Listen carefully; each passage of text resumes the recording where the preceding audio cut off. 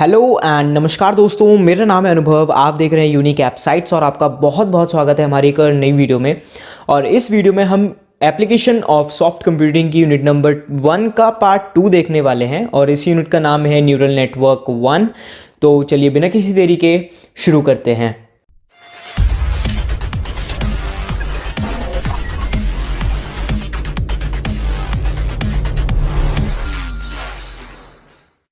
तो दोस्तों, application of soft computing की यूनिट नंबर 1 का पार्ट 2 है ये। और इसके अंदर हम आगे कैरी फॉरवर्ड करने वाले हैं जहां हमने छोड़ा था। तो आगे आता है हमारा single layer feed forward. Actually क्या होता है, जो फीड फॉरवर्ड होता है उसके दो टाइप्स होते हैं, एक होता है सिंगल और एक होता है मल्टी लेयर। ठीक है, तो सिंगल लेयर के अंदर हम क्या करते हैं, सिंगल लेयर के अंदर हमारी एक इनपुट लेयर होती है और एक आउटपुट लेयर होती है और वो दोनों एक दूसरे से डायरेक्टली कनेक्टेड होती हैं, या फिर हम कह सकते हैं फुली कनेक्टेड होती हैं। ठीक है, तो यहाँ पे क्या होता है, यहाँ पे कुछ वेट्स दिए गए, जैसे x1 जैसे ये बायस हो गया और ये वेट्स हो गए W11, W12, W13। ऐसे ही आप यहाँ पे भी वेट्स दे सकते हो। जैसे कि कई बार क्या होता है, स्टूडेंट्स कंफ्यूज हो जाते हैं वेट कैसे देना है। ये भी बहुत ईजी चीज़ है लेकिन वो नहीं है।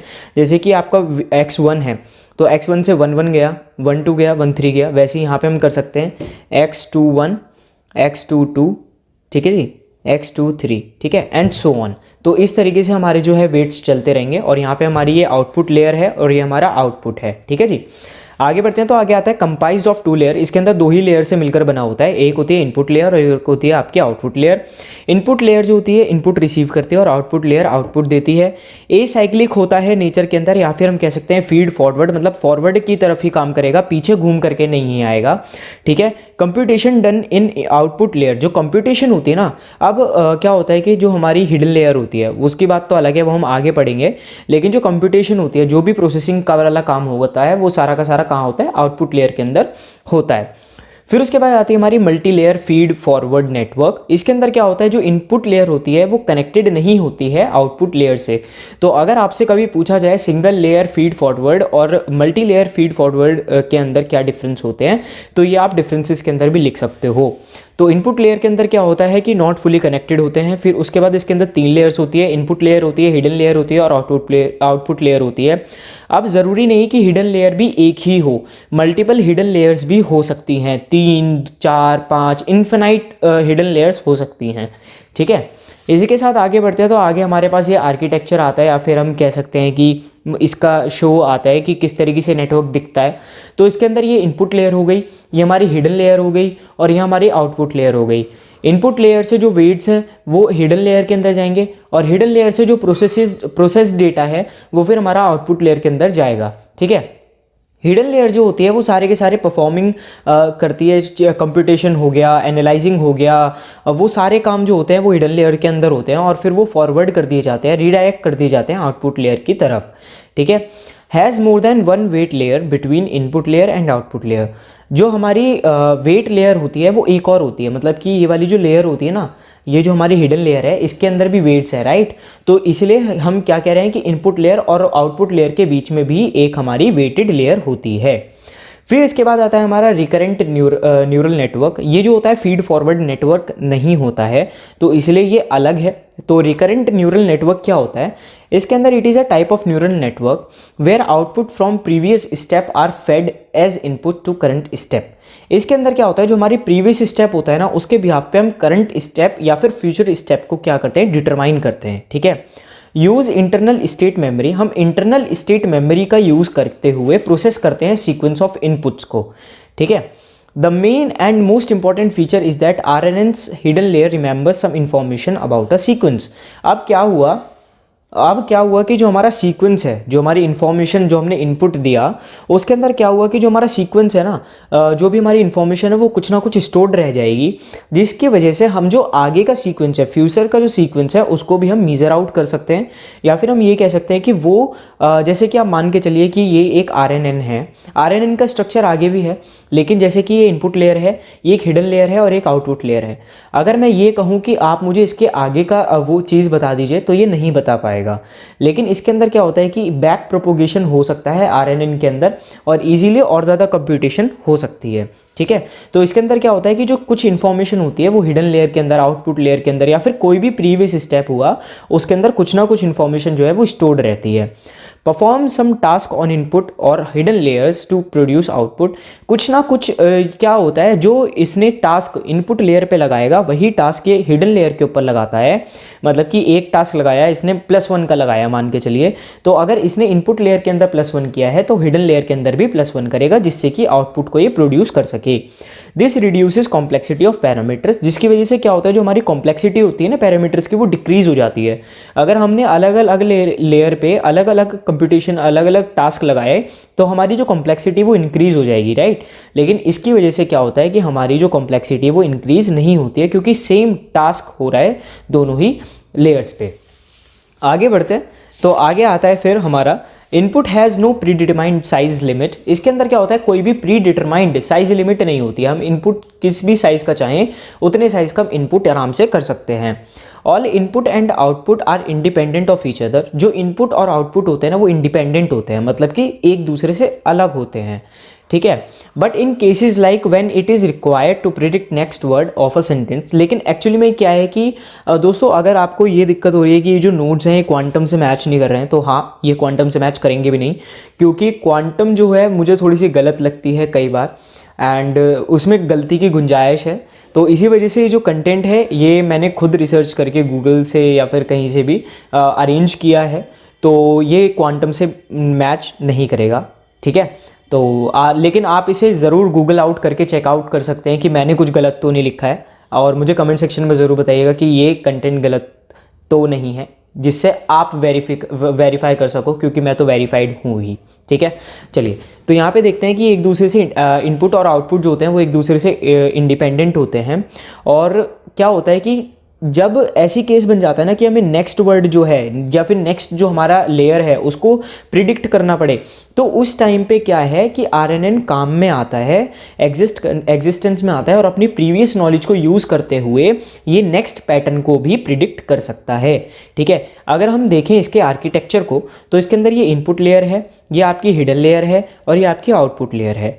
तो जैसे कि हमने अभी पीछे देखा कि मल्टी लेयर के अंदर मल्टी लेयर के हिसाब से जैसे बन रहा था बिल्कुल वैसे बना दिया, बस इसके अंदर एक एडिशनल चीज़ क्या आ गई, फीडबैक लिंक आ गया। फीडबैक लिंक ने क्या किया, इसको बैक प्रोपोगेट कर दिया, ठीक है।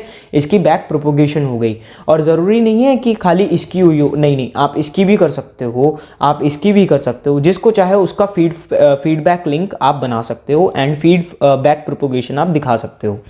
अगर हम वर्किंग की बात करें तो ये वर्किंग कैसे करता है, let's understand with the help of an example. हम इसको एक एग्जाम्पल की मदद से समझते हैं। हमारे पास मान लीजिए 3 हिडन लेयर्स हैं, H1, H2 और H3। इसके अंदर क्या है, H1 का वेट और बायस क्या है, W1 B1, ऐसे ही H2 का क्या है, W2 B2, H3 का क्या है, W3 H3, hence independent of each other and does not memorize previous output. अब क्या है कि हमें देखने से ही पता चल रहा है कि इन तीनों के बीच में ना कोई भी रिलेशन नहीं बन रहा है। क्या W1 is equals to W2 है, नहीं है। क्या W2 is equals to W3 है, नहीं है। क्या W3 is equals to W1 है, नहीं है। जब तीनों के वेरिएबल्स अलग है, अगर सेम होते तो हम W1 लिखते ना, लेकिन ऐसा तो नहीं है, तो इसका मतलब ये एक दूसरे से इंडिपेंडेंट है, एक दूसरे की इनकी वैल्यूज़ जो है वो थोड़ी सी अलग है, जिसकी वजह से क्या हो रहा है कि W2 को W1 की वैल्यूज़ याद ही नहीं होंगी, ठीक है। प्रीवियस को उसकी जो मेमोरी होगी उसके अंदर स्टोर्ड ही नहीं होगा कुछ, ठीक है। तो अब क्या होता है, आरएनएन काम कैसे करता है, उसी टाइम पे आरएनएन जो होता है मसीहा बन के आता है और कन्वर्ट करता है इंडिपेंडेंट एक्टिवेशन को डिपेंडेंट एक्टिवेशन के अंदर। मतलब कि जो अभी अलग अलग परिंदे घूम रहे थे उन सबको एक जगह पे इकट्ठा कर देता है बाय प्रोवाइडिंग सेम वेट्स। कैसे करता है, क्योंकि वो सबको सेम वेट्स जो है वो प्रोवाइड कर देता है, and thus reducing complexity and memorize output also. और इसलिए वो रिड्यूस करता है कॉम्प्लेक्सिटी को और मेमोराइज करता है आउटपुट को। Hence, 3 layers join together such that weights and bias are same in a single recurrent layer। अब क्या होता है कि 3 layers जो हैं वो ज्वाइन करती हैं एक साथ, जिससे कि वेट्स और बायस जो है वो सेम हो जाते हैं और ये एक सिंगल रिकरेंट लेयर बना लेती हैं। सिंगल रिकरेंट लेयर हम समझ पा रहे हैं, जैसे कि अभी हमारा ये हिडन लेयर है, ठीक है। अभी इसके बीच में मैं एक और हिडन लेयर बना देता हूँ यहाँ पे। तो अब क्या होगा, ये बहुत ज़्यादा कॉम्प्लेक्सिटी क्रिएट करेगा कि अब इसका भी ऐसे घूमते हुए यहाँ पे जा रहा है, इसका भी ऐसे घूमते हुए ऐसे जा रहा है, लेकिन अब इसका भी मुझे बनाना पड़ेगा, इसका ऐसे बनाना पड़ेगा, है ना। इसका ऐसे बनाना पड़ेगा। तो अब क्या है कि ये क्या करता है, ये 3 लेयर्स जो है हमारी हिडन लेयर्स जो थी H1 H2 और H3, तीनों को कंपाइल करके इसने एक बना दिया, जिसकी मदद से क्या हुआ कि हमारा सिंगल रिकरेंट लेयर बन गई और ईजी हो गया हमें कंप्यूट करने में। ठीक है, अब बार बार हमें ज़्यादा टाइम भी नहीं लगेगा और जल्दी काम हो जाएगा। अब फॉर्मूला क्या है कैलकुलेट करने के लिए करंट स्टेट को, तो वो ये है HT-1 XT। अब यहाँ पे HT क्या है, HT है करंट स्टेट, HT-1 क्या है प्रीवियस स्टेट और XT क्या है इनपुट स्टेट। ठीक है, एडवांटेजेस की बात करते हैं तो एडवांटेज ये है, remember each and every piece of information through time, मतलब कि हर एक इन्फॉर्मेशन जो है वो याद रख सकता है कि मैंने प्रीवियस के अंदर क्या किया था क्या नहीं किया था। और एक कन्वोल्यूशनल लेयर जो है उसको जनरेट करता है। कन्वोल्यूशनल लेयर मतलब कि एक ब्लॉक जो होते हैं ना, ब्लॉक्स, बिल्डिंग ब्लॉक्स, उनको जनरेट करता है, वो वाली लेयर होती है। ये छोटी छोटी चीज़ों को बनाता है। अगर बाई चांस RNN नहीं होगा तो हमें प्रीवियस स्टेट की चीज़ें याद ही नहीं रहेंगी, और अगर प्रीवियस स्टेट की चीज़ें याद नहीं रहेंगी तो फिर आगे हम कंप्यूट कैसे करेंगे, हम नेक्स्ट प्रिडिक्शन बना ही नहीं सकते। तो ये एक तरीके से एक बिल्डिंग ब्लॉक की तरह भी काम करता है। अगर डिसएडवांटेजेस की बात करें, ट्रेनिंग जो है इसकी डिफ़िकल्ट होती है। उसके अलावा very long sequence as it uses 10H और rel-u एज एक्टिवेशन फंक्शन, बहुत ज़्यादा बड़ा इसका सीक्वेंस होता है क्योंकि 10H को ये यूज़ करता है एक्टिवेशन फंक्शन की तरह, या फिर rel-u को फंक्शन की तरह यूज़ करता है। Gradient vanishing and exploding problems, इसके अंदर क्या है, ग्रेडियंट का मतलब क्या होता है, जैसे कलर्स के अंदर हम कई सारे कलर्स को मिक्स करके एक नया कलर बनाते हैं, वैसे इसके अंदर क्या हो सकता है कि बार बार रिकरेंस चलेगा। अब मान के चलिए कि ये वाला जो रिकरेंस हमने देखा, इसके अंदर ये बार बार रिकरेंट हो रहा है, बार बार चल रहा है, ये साइकिल बार बार चलती रहेगी, तो इसको हर एक प्रीवियस स्टेट को याद रखना पड़ेगा। अब अगर मान के चलिए प्रीवियस स्टेट को याद नहीं रख पा रहा है, या फिर इसके अंदर ओवरलोड हो गई स्टेट, तो हमारा जो आउटपुट है वो तो दूर हो जाएगा ना, हमसे डिमिनिश हो जाएगा, या फिर हम कह सकते हैं कि मिट जाएगा, मिक्स हो जाएगा, हो सकता है कि एरर की संभावनाएं बढ़ जाएं। तो ये इसका एक डिसएडवांटेज है। ठीक है, आगे बढ़ते हैं दोस्तों। आगे बढ़ने से पहले प्लीज़ हमारे चैनल यूनिक वेबसाइट्स को सब्सक्राइब कर दीजिए, वीडियो को लाइक कर दीजिए, शेयर कर दीजिए अपने दोस्तों को, और प्लीज़ मुझे कमेंट सेक्शन में ज़रूर बताइएगा आपको नेक्स्ट वीडियो किस टॉपिक पे चाहिए। मैं पूरी कोशिश करूँगा उस वीडियो को जल्द से जल्द आप तक पहुँचाने की। तो अब हम बात करते हैं लर्निंग की। तो लर्निंग के लिए यहाँ पर मेरे पास ये है। तो लर्निंग क्या होती है, लर्निंग जो होती है 3 टाइप की होती है। ठीक है, जो वैसे होती 4 टाइप की है, लेकिन जो आपका सिलेबस है उसके अंदर 3 टाइप की है। 4 टाइप के नाम भाई बता देता हूँ। जैसे एक तो हो गया आपका सुपरवाइज लर्निंग, एक हो गया अनसुपरवाइज लर्निंग, तीसरा है रेनफोर्समेंट लर्निंग, और एक चौथा होता है सेमी सुपरवाइज लर्निंग। ठीक है, चलिए सुपरवाइज लर्निंग के अंदर क्या होता है, trend on labelled data. Labelled data का मतलब क्या होता है, जो डेटा पहले से ही लेबल्ड है।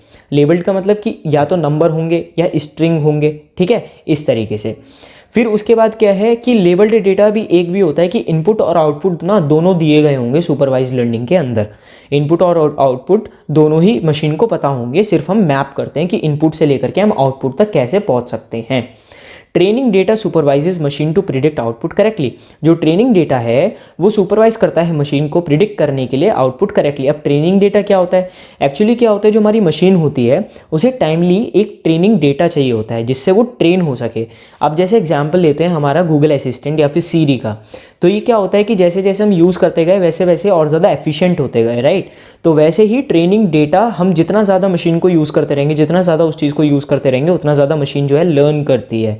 तो वैसे ही यहाँ पे क्या गया है कि सुपरवाइज लर्निंग के अंदर क्या होता है, जो ट्रेनिंग डेटा होता है वो हेल्प करता है आउटपुट को प्रिडिक्ट करने के लिए correctly. Input data and output data is provided to machine. जो इनपुट डेटा और आउटपुट डेटा है वो प्रोवाइड किया जाता है मशीन को पहले से ही। आगे बढ़ते हैं तो आगे आता है The aim is to find mapping function to map the input variable x with output variable y।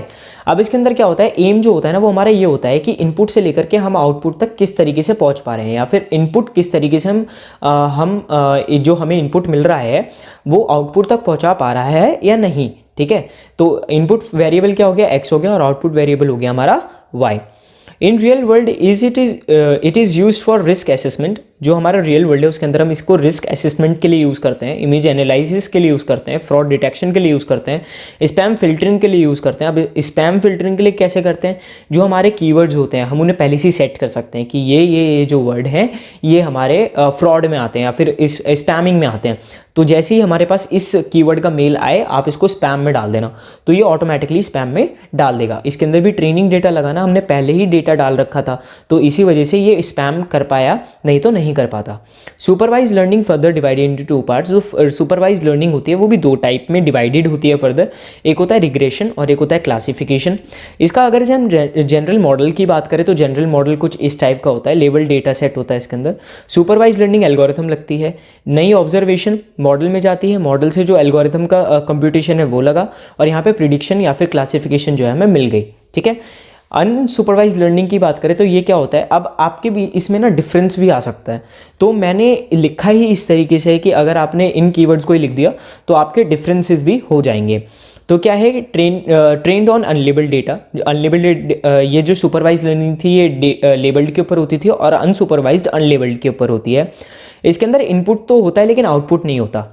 इसका जो गोल होता है ना वो ये फाइंड करने का होता है कि डेटा सेट जो है, डेटा जो है वो एक दूसरे से कैसे सिमिलर है, क्या पैटर्न्स बन रहे हैं, कैसे जुड़ा हुआ है एक दूसरे से, क्या हम आउटपुट तक पहुंच पाएंगे या नहीं पहुंच पाएंगे, ठीक है, क्या हम आउटपुट फाइंड कर पाएंगे, क्योंकि इसके अंदर हमें पहुंचना नहीं है आउटपुट तक, इसमें हमें आउटपुट को फाइंड करना है, ठीक है। Helps to find pattern in data, ये हमें डेटा के अंदर पैटर्न फाइंड करने में हेल्प करता है। ये ह्यूमन थिंकिंग के ना सिमिलर होता है, और इसके अंदर एल्गोज जो यूज़ होते हैं, एल्गोरिथम्स जो यूज़ होती हैं वो के मीन हो गया, एल क्लस्टरिंग के लिए यूज़ हो गया, डिसीजन ट्री हो गया, ऐसी कुछ एल्गोरिथम्स यूज़ होती हैं। टाइप्स की बात करें तो दो टाइप्स होते हैं, क्लस्टरिंग और एसोसिएशन। इसके बाद अगर हम इसके मॉडल की बात करें तो मॉडल भी आप देख सकते हो, इनपुट डेटा दिया, इंटरप्रिटेशन हुआ, एल्गोरिथम डाली, फिर उसके बाद प्रोसेसिंग हुई और उसके बाद हमें आउटपुट मिल गया।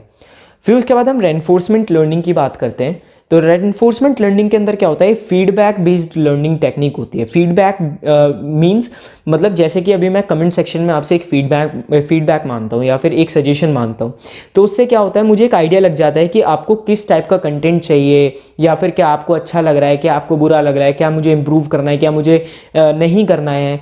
तो ये वाली चीज़ें इस मशीन के अंदर होती हैं। तो जो फीडबैक होता है वो आप देते हो, और फीडबैक के बिहाफ पे जो मशीन है अपने आप को इम्प्रूव करती है एल्गोरिथम्स के अंदर, ठीक है। For each positive feedback agent has to do good action, मतलब अगर कोई गुड एक्शन करेगा तो पॉजिटिव फीडबैक ही होगा, सिंपल सी बात है। और अगर नेगेटिव फीडबैक मिल रहा है तो उसका मतलब बुरा एक्शन किया होगा। तो वही चीज़ यहाँ पे है, अगर आप अच्छा एक्शन करते हो तो पॉजिटिव फीडबैक मिलता है एजेंट को, और अगर नेगेटिव फीडबैक मिल रहा है मतलब कि बैड एक्शन किया है। Agent learns automatically using feedbacks without any labelled और अनलेबल्ड डेटा।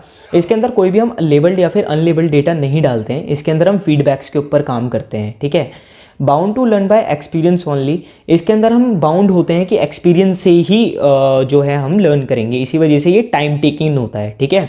अब आप छोटा बच्चा होता है उसे जब आप इंग्लिश नहीं मतलब बोलना सिखा रहे होते हो तो उस टाइम पे वो बहुत ज़्यादा टाइम लेता है ना। तो वही चीज़ यहाँ पे है कि मशीन जो है वो एक छोटे बच्चे जैसी है जिसे आपको हर एक चीज़ सिखानी है, तो वो बहुत ज़्यादा टाइम लेती है। फिर उसके बाद गोल इज़ लॉन्ग टर्म, जो गोल होता है इसका वो लॉन्ग टर्म होता है, और it is a type of learning where an intelligent agent interacts with environment and learns to act within that. अब इसके अंदर क्या होता है, ये एक type of learning agent intelligent agent को यूज़ करता है जिससे एनवायरनमेंट के साथ इंटरेक्ट कर सके और लर्न कर सके, ठीक है। एग्जाम्पल देखते हैं, तो एग्जाम्पल है इसका गेम प्लेइंग हो गया, रोबोटिक्स हो गया, उसके अंदर ये बहुत ज़्यादा यूज़ की जाती है। मॉडल की बात करें तो मॉडल क्या है, इसका सिंपल सा एनवायरनमेंट है, एक एजेंट है, यहाँ से आप एक्शन डालोगे, उधर से आपका फीडबैक मिलेगा, दैट्स इट, ठीक है। तो ये हमारी लर्निंग थी। इसी के बाद हम आगे बढ़ते हैं, तो आगे आता है हमारा जी परसेप्ट्रॉन, ठीक है जी। क्या आता है, परसेप्ट्रॉन लर्निंग रूल। अब क्या है, it states that the algorithm would automatically learn the optimal weight coefficient. इसके अंदर क्या है कि जो हमारा एल्गोरिथम है वो ऑटोमेटिकली एनालाइज कर ले कि कौन सा वेट कॉफिशिएंट हमारा ऑप्टिमल है और कौन सा नहीं है। जो ऑप्टिमल है आप उसको लोगे और ऑप्टिमल जो नहीं है उसे आप छोड़ दोगे, ठीक है। The input features are then multiplied with these weights to determine if a neuron fires or not. इसके अंदर क्या होता है, जो इनपुट फीचर्स होते हैं वो मल्टीप्लाई किए जाते हैं वेट्स के साथ, और ये देखा जाता है क्या वेट जो हमारे न्यूरॉन्स हैं वो झेल पाएंगे या नहीं। अगर झेल पाएंगे तो ठीक है, अगर नहीं झेल पाएंगे तो भी ठीक है, या फिर रिप्लेस करना पड़ेगा। तो ऐसे देखा जाता है, एनालाइज किया जाता है कि हमारी मशीन कितनी ज़्यादा स्ट्रॉन्ग है। The perceptron receives multiple input signals. जो हमारे परसेप्ट्रॉन होते हैं वो मल्टीपल इनपुट सिग्नल्स या फिर मल्टीपल इनपुट वेक्टर्स को लेता है, रिसीव करता है। And if some of input signal exceed theta, theta का मतलब क्या है, हमारा यहाँ पे थ्रेशोल्ड से मतलब है, ठीक है। तो अगर बाई चांस इनपुट सिग्नल जो है वो थ्रेशोल्ड से बढ़ जाते हैं तो क्या होगा, it either output a signal और मे बी डजेंट। तो ये क्या करेगा, एक आउटपुट सिग्नल जनरेट कर देगा या फिर हो सकता है ना भी करे।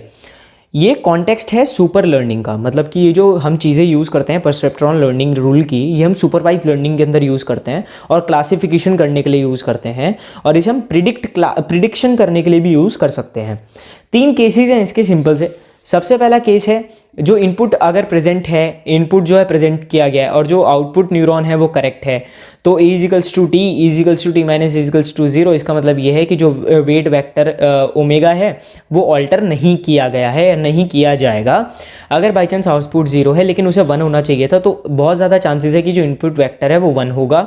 अगर बाई चांस आउटपुट वेक्टर 1 है तो और लेकिन होना चाहिए था उसको 0, तो बहुत ज़्यादा चांसेस है कि जो इनपुट वेक्टर है वो भी 0 हो, लेकिन ज़रूरी नहीं है ऐसा ही हो। तो अलग अलग केसेस भी हो सकते हैं, ठीक है जी। चलिए आगे बढ़ते हैं। तो आगे आता है हमारा हेबियन लर्निंग रूल। अब यहाँ पे हम 3 लर्निंग रूल्स पढ़ने वाले हैं जो कि बहुत ज़्यादा इंपॉर्टेंट हैं। हेबियन लर्निंग रूल को हम हैब लर्निंग रूल भी कहते हैं। इसको प्रपोज किया था, प्रपोज करने का मतलब इसको किसने दिया था, इसको दिया था डोनाल्ड ओ हैब ने। ये नाम आपको आराम से याद हो जाएगा और एग्जामिनर को बहुत अच्छा मज़ा आ जाएगा जब आप वो पढ़ेगा कि अरे इसको तो इसका नाम भी पता है किसने प्रपोज किया था। Easiest and first learning rule in neural network, ये सबसे पहली लर्निंग रूल की एल्गोरिथम थी और सबसे ज़्यादा ईजी थी, ठीक है जी। फिर उसके बाद क्या है, यूज़ फॉर पैटर्न क्लासिफिकेशन। ये किसके लिए यूज़ की जाती थी, पैटर्न क्लासिफिकेशन के लिए इसको यूज़ किया जाता है। उसके अलावा ये सिंगल लेयर न्यूरल नेटवर्क के अंदर यूज़ किया जाता है, मतलब कि इसके अंदर 2 चीज़ें होने वाली है, इनपुट और आउटपुट ही होने वाला है। फिर उसके बाद जो हेबियन रूल है वो वर्क करता है updating weights between neurons in neural network for each training sample. मतलब जैसे जैसे आप इसके अंदर ट्रेनिंग सैंपल डालते रहोगे ना, वैसे वैसे ये न्यूरल नेटवर्क को ना अपडेट करते रहेगा, ठीक है। तो ये इसका काम होता है। एल्गोरिथम की बात कर लेते हैं। देखिए जी, आपकी क्वांटम में एल्गोरिथम तो नहीं है, लेकिन हाँ एल्गोरिथम इंपॉर्टेंट हो सकती है, तो इस वजह से मैंने यहाँ पे लिख दी है। क्योंकि हाँ, आपके साथ एक चीज़ और डिस्कस करनी थी मुझे कि ये जो है मेरे पास कुछ क्वेश्चन पेपर्स हैं ASC के हैं, तो इफ़ यू वांट तो आप मुझे प्लीज़ बता दीजिएगा, मैं इनको बिल्कुल डिस्कस कर दूंगा। क्वेश्चन पेपर जो है मेरे पास टोटल इस टाइम पे 5 हैं और इसके अंदर ये फाइनल जो हमारा आया था लास्ट ईयर वो है, और उसके अलावा 3 असेसमेंट पेपर्स हैं जो कि कॉलेज के होते हैं सेमेस्टर एग्जामिनेशन के। तो आप मुझे बता दीजिएगा, बिल्कुल मैं इनको डिस्कस कर दूंगा। प्लीज़ मुझे कमेंट सेक्शन में ज़रूर बता देना और हमारे चैनल को प्लीज़ सब्सक्राइब ज़रूर कर देना, नहीं तो अगर मैंने डिस्कस भी किए तो आप तक नोटिफिकेशन नहीं पहुँच पाएगा। तो बेल आइकन को भी दबा दीजिएगा और साथ ही साथ सब्सक्राइब भी कर दीजिएगा, तो और लाइक भी, ठीक है। तो कमेंट सेक्शन में बता दीजिएगा अगर वीडियो चाहिए हो तो। फिर उसके बाद एल्गोरिथम की बात करें तो सेट ऑल वेट्स टू 0। इसके अंदर सबसे पहले जितने भी वेट्स हैं उनको 0 कर दीजिए। हर एक इनपुट के लिए आपको S इनपुट वेक्टर और T टारगेट आउटपुट वेक्टर को आपको असाइन कर देना है। उसके बाद रिपीट करना है 3 to 5। अब 3 to 5 क्या है जी, set activation for input unit with input vector X I equals to S I for I equals to 1 to n। तो दोस्तों ये क्या है कि पूरी एल्गोरिथम ना आपको याद ही करनी पड़ेगी। इसके अंदर कोई ईजीएस्ट वे नहीं है कि आप इसको दिमाग में रख सको। आपको ये एक तरीके से मैं कहूँ ना, सिंपली कहूँ तो रटनी पड़ेगी अगर आप रटना चाहो तो, ठीक है। जब हम क्वेश्चन पेपर डिस्कस करेंगे तो उसमें देखेंगे कि एल्गोरिथम पूछी गई है या नहीं पूछी गई। अगर पूछी गई होगी तो वेल एंड गुड, आपको करना पड़ेगा, रटना पड़ेगा इसको। अगर नहीं पूछी गई होगी तो छोड़ देना, ठीक है। चलिए फिर आगे बढ़ते हैं।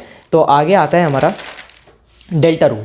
अब डेल्टा रूल क्या होता है, iterative learning process used for input patterns that are linearly independent but not statically. अब क्या होता है, आइटरेटिव लर्निंग प्रोसेस होता है ये, और इसके अंदर जो इनपुट पैटर्न होते हैं ना वो लीनियरली इंडिपेंडेंट होते हैं, ना कि स्टैटिकली इंडिपेंडेंट होते हैं, ठीक है।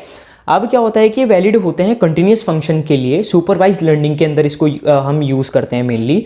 और इसका जो हम एक तरीके से हम डिफाइन कर सकते हैं डेल्टा रूल को, तो ये डेल्टा रूल का एक तरीके से आप फॉर्मूला लिख सकते हो। ये एल है, ठीक है। मैं एक बार पढ़ देता हूँ। R is equals to D I minus F W I के power L X F W L की पावर एल x की पावर t, ठीक है। तो इस तरीके से है। Used for neural network training, ये न्यूरल नेटवर्क ट्रेनिंग के अंदर यूज़ किया जाता है। और generalize for multi layer network, और ये मेनली ना मल्टी लेयर नेटवर्क के लिए हम यूज़ करते हैं। इसके बाद आगे बढ़ते हैं, तो आगे आता है हमारा ऑटो एसोसिएटिव मेमोरी। ये क्या होता है? ये सिंगल लेयर न्यूरल नेटवर्क होता है और ये इनपुट ट्रेनिंग वेक्टर के लिए हम यूज़ करते हैं। और जो इसका इनपुट ट्रेनिंग वेक्टर और आउटपुट ट्रेनिंग वेक्टर जो होता है वो सेम होता है, ठीक है। इनपुट और आउटपुट ट्रेनिंग वेक्टर क्या होगा? इसका सेम होगा। भैया इसका ना डिफरेंस आता है, तो आप डिफरेंस ज़रूर कर लीजिएगा। और हाँ दोस्तों, एक बात और, आप इसके 2 मार्कर्स ज़रूर कर लेना। 2 मार्कर्स इसके बहुत ज़्यादा इंपॉर्टेंट हैं। 2 मार्कर्स अगर आप कर लोगे तो वहाँ से आपके 20 नंबर पक्का हो जाएंगे। तो 2 मार्कर ज़रूर कर लेना और साथ ही साथ मुझे बता देना अगर किसी टॉपिक पे वीडियो चाहिए हो तो। फिर उसके बाद क्या है कि weights are determined so the network stores a set of pattern. अब जो वेट्स जो होते हैं उन्हें डिटरमाइन किया जाता है इस तरीके से कि जो स्टोर किया जा सके सेट ऑफ पैटर्न के अंदर। फॉर ट्रेनिंग इट यूजेस हैब और डेल्टा रूल। ट्रेनिंग के लिए ये हैब या फिर डेल्टा रूल को यूज़ करता है। और फिर उसके बाद है आपका हेट्रो एसोसिएटिव मेमोरी। ये भी सिंगल लेयर न्यूरल नेटवर्क जो होता है उसको ये भी सिंगल न्यूरल नेटवर्क के अंदर ही यूज़ की जाती है। फिर आगे है input and output vector are not same. जो इसके इनपुट और आउटपुट वेक्टर जो होते हैं वो इसके सेम नहीं होते हैं। तो हमें एक डिफरेंस और मिल गया कि ऑटो एसोसिएटिव के अंदर क्या होता है, जो हमारे इनपुट और आउटपुट वेक्टर होते हैं वो सेम होते हैं, जबकि जो हमारे हेट्रो के अंदर डिफरेंट होते हैं, ठीक है। वेट्स जो डिटरमाइन किए जाते हैं वो स्टोर करने के लिए काम आते हैं पैटर्न्स को। फिर उसके बाद ये स्टैटिक होता है नेचर के अंदर, जो कि इसको नॉन लीनियर बना देता है। और डिले जो होते हैं ना ऑपरेशंस के अंदर वो नहीं होते हैं, ठीक है। ओके, फिर उसके बाद क्या होता है, for training it also uses Hebb's or delta rule. ये ट्रेनिंग के लिए हैब या फिर डेल्टा रूल को ही यूज़ करता है। अगर हम इसके डिफरेंस की बात करें तो डिफरेंस के अंदर क्या है, सिंपल से 4 पॉइंट्स हैं। सबसे पहला है एसोसिएटेड पैटर्न एक्स और वाई जो है वो डिफरेंट होते हैं लेकिन इसके सेम होते हैं। ये रिकॉल करता है आउटपुट वाई को ऑन अ गिवन इनपुट, मतलब इनपुट के बिहाफ पर ये आउटपुट को फाइंड आउट करता है, ठीक है जी, या फिर वाइस वर्सा। लेकिन इसके अंदर क्या होता है, इसके अंदर इनपुट से आउटपुट तक का जो रास्ता होता है ना वो थोड़ा सा डिफरेंट होता है। ये डिस्टॉर्ट करता है, distorted given a distorted or a partial input pattern x as input the whole with perfect form y is recalls as output। इसके अंदर क्या होता है, ये डिस्टॉर्टेड या फिर पार्शियल जो हमारा इनपुट है वो इसके अंदर डाला जाता है और ये परफेक्ट फॉर्म के अंदर आउटपुट को जनरेट करके रिकॉल कर देता है, ठीक है। यूजफुल फॉर एसोसिएशन पैटर्न, ये जो एसोसिएशन पैटर्न्स होते हैं इनके लिए ज़्यादा यूजफुल होता है, लेकिन ये इमेज रिफाइनमेंट के लिए यूज़ होता है, मतलब इमेज को एनालाइज करने के लिए, इमेज को इम्प्रूवाइज करने के लिए इसके लिए यूज़ होता है। और जो हेट्रो करेक्शन मेमोरी होती है ना उसको या फिर हम उसको क्या कह सकते हैं, हेट्रो कॉरेलेटर्स, ठीक है। तो हेट्रो कॉरेलेटर्स भी हम इसको बोल सकते हैं मेमोरी के टर्म्स के अंदर, ठीक है। और इसे हम ऑटो कॉरेलेटर्स बोल सकते हैं मेमोरी के अंदर। तो दोस्तों ये था हमारा यूनिट नंबर 1 पार्ट 2 और इसी के साथ हमारी यूनिट नंबर 1 जो है वो कंप्लीट होती है एप्लीकेशन ऑफ न्यूरल नेटवर्क की। तो होप सो ये आपके बहुत ज़्यादा हेल्प आएगी, बहुत ज़्यादा काम आएगी। तो प्लीज़ मुझे सब्सक्राइब कर दीजिएगा, वीडियो को लाइक कर दीजिएगा, शेयर कर दीजिए अपने दोस्तों को और प्लीज़ मुझे कमेंट सेक्शन में ज़रूर बताइएगा कि आपको नेक्स्ट वीडियो किस टॉपिक के ऊपर चाहिए। और हमारा टेलीग्राम चैनल आप ज़रूर से ज्वाइन कर लीजिएगा। हम मिलते हैं नेक्स्ट वीडियो में। जय हिंद, जय Bharat. Thanks for watching unique app sites.